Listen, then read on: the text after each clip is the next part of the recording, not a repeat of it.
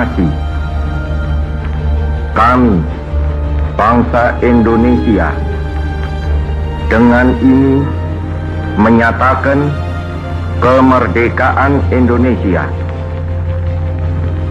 Hal-hal yang mengenai pemindahan kekuasaan dan lain-lain diselenggarakan dengan cara saksama dan dalam tempo yang sesingkat.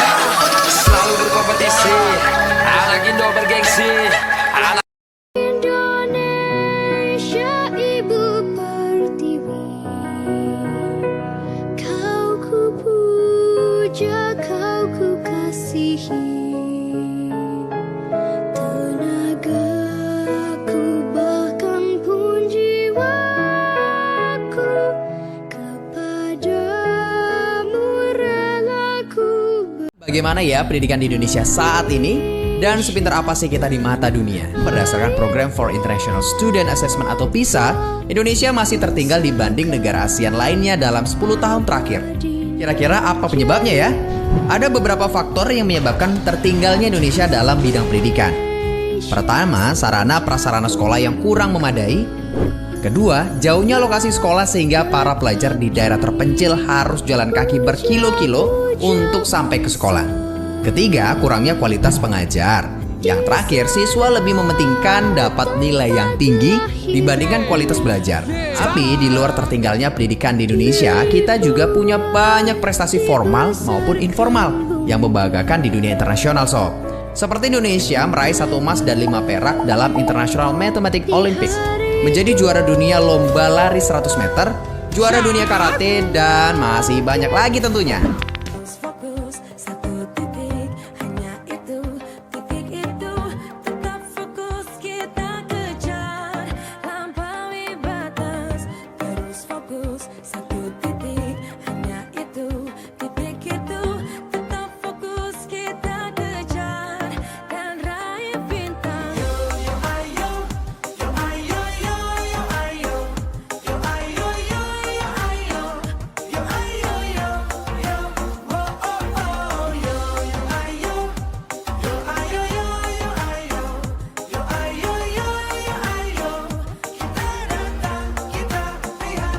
Bangsa Indonesia merupakan bangsa majemuk yang terdiri dari berbagai suku, bangsa, agama, dan bahasa. Kemajemukan ini terjalin dalam satu ikatan bangsa Indonesia sebagai kesatuan bangsa yang utuh dan berdaulat. Pasal 29 Undang-Undang Dasar 1945 menyatakan bahwa negara berdasarkan atas ketuhanan yang Maha Esa dan negara menjamin kemerdekaan tiap-tiap penduduk untuk memeluk agamanya masing-masing dan untuk beribadah menurut agamanya dan kepercayaannya itu. Dalam kemajemukan itu, Indonesia mempunyai 6 agama yang diakui negara, yaitu Islam, Kristen, Katolik, Buddha, Hindu, dan Konghucu, yang harus saling menghormati dan menghargai antar umat beragama, sesuai dengan semboyan. Pagi Bu Harmini, laris hari ini. Sepi nak, siapa yang mau beli? Warungnya reot begini. Ibu mau saya bantu?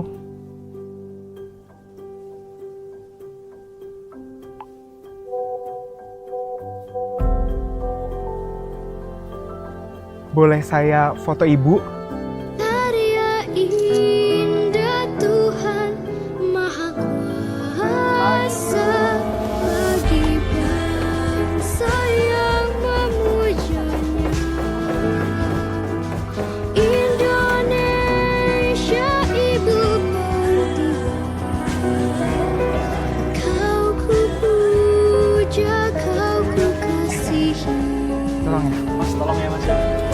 kasih.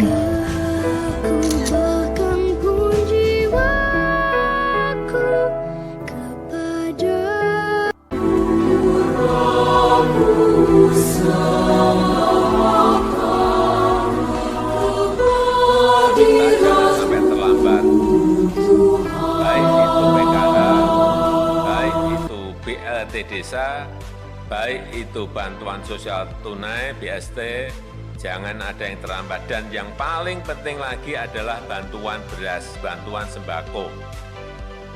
Minggu ini harus keluar, percepat, betul-betul ini percepat.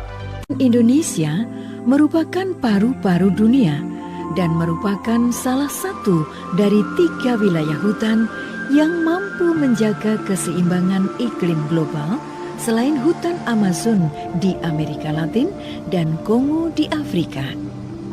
Keberadaannya sangat penting bagi 7 miliar warga dunia. Tahun 2019, industri pariwisata diproyeksikan menyumbangkan devisa terbesar di Indonesia dengan target 20 miliar dolar Amerika Serikat. Selama 5 tahun terakhir, telah ditetapkan 10 destinasi pariwisata prioritas oleh Presiden Republik Indonesia. Di tahun 2019, ditetapkan pula 5 destinasi super prioritas: Danau Toba, Mandalika, Borobudur, Labuan Bajo, dan Likupang. Dan masih ada lagi 5 destinasi pariwisata unggulan. Dampak nyata majunya pengembangan pariwisata Indonesia adalah meningkatnya pendapatan asli daerah atau PAD secara signifikan di berbagai destinasi pariwisata yang ada di Indonesia seperti Samosir, Banyuwangi, dan Manggarai Barat.